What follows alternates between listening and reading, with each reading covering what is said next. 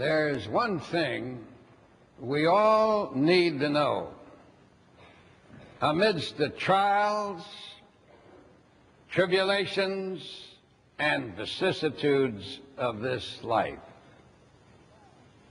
and that is that God, the Heavenly Father, is always very close and nearby, and that you can always talk to Him about whatever troubles, bothers, or grieves you. He is not in some far-away place called heaven. He's not a vast and inscrutable character, but He's a nearby, loving Heavenly Father, and He is nearer to you, really, than you are to yourself. He's right there. He's right here. He's right wherever you are, at any time. Now, I have a farm in the country in Dutchess County, and we live in a house that was built in 1825, though it's been spruced up and modernized some since then. And we have a modern electrical system, naturally. But I was sitting in my study the other day working on this sermon, and the ideas weren't flowing very well, as you will presently discover. And I got to looking out the window both ways, and at the ceiling, and wherever. And my eyes got fixed on an electrical fixture, a wall bracket, which is very old-fashioned in nature. We have table lamps. But I got to thinking, I have never seen that wall bracket turned on. And we've lived in this house for 16 years. Never have I turned it on.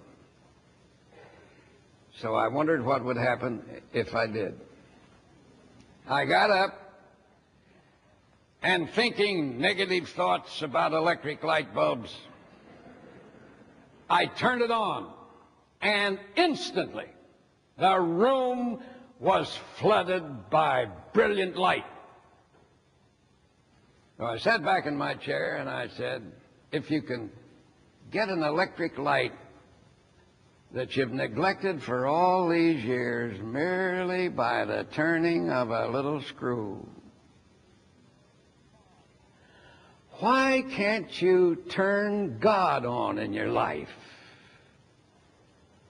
by the turning of a thought? And then I remembered a poem. Speak to him, thou, for he hears, and spirit with spirit can meet. Nearer is he than breathing, closer than hands and feet. So this is to tell you, or remind you, that if the going is difficult and hard at any time, you turn your mind just a little, and he will come in. He's close enough to talk to. A miracle can happen here this morning to you. And that miracle could be that something would take place in you that would give you power at last over that old problem which has been bothering you for so long. A miracle could make it possible for you to gain a victory over something that's had you defeated for a long time. If you want to go to a place where exciting miracles happen, Go to a church, any church, where the dynamic, life-changing gospel of Jesus Christ is preached and practiced. I have myself seen many miracles in church.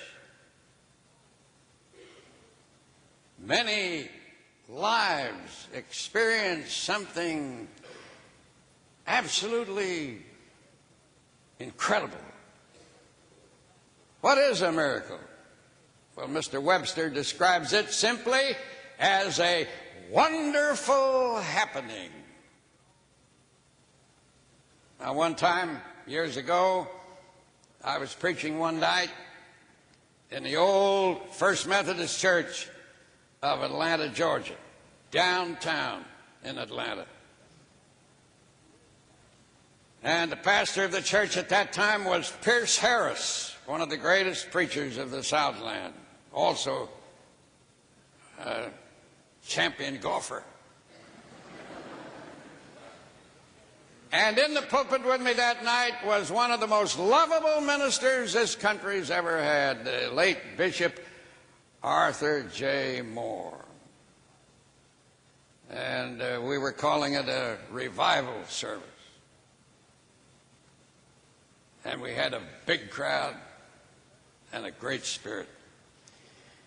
After the service was over, in the sermon, I made the statement that anybody could change from anything to greatness of character and life. Didn't make any difference about what they were or had been. The change could be complete. After the service, we were sitting in the pastor's office, just the three of us, Pierce Harris, Arthur Moore, and myself. When the head usher came back, and he said to me, "There's a man out here who wants to see you, but I can get rid of him." I said, "Why should you get rid of him?" "Well," he says, "frankly, he's about the dirtiest human being I've ever seen. Smelly and incredibly dirty. How in the world they ever let him into the church tonight, I'll never know." I said, "That's what the church is for." "Yeah," he said, "but this is a high-class church." He said, "I don't think you want to see this guy, but I thought I'd better ask you." I said, "Bring him back." Oh, he came in, he was dirty, he was ragged, he was alcoholic, he was a mess. And he stood there and looked at me and he said, "You tell the truth when you preach?" I said, "I sure do." He said, "You said anybody could be changed.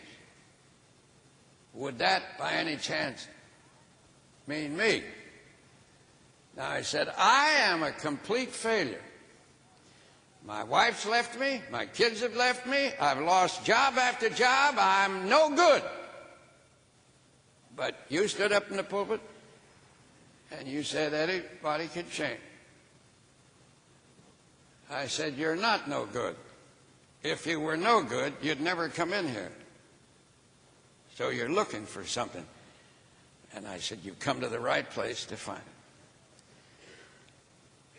So I said, "Get down there and let's have a prayer." And we all knelt down. The bishop prayed, Dr. Pierce prayed, I prayed, and I said, "Now, Jack," or whatever his name was, "you pray." And he said, "Dear Lord, you know what a bum I am. I'm no good. I'm a complete flop. And I came from a good family, and I had a good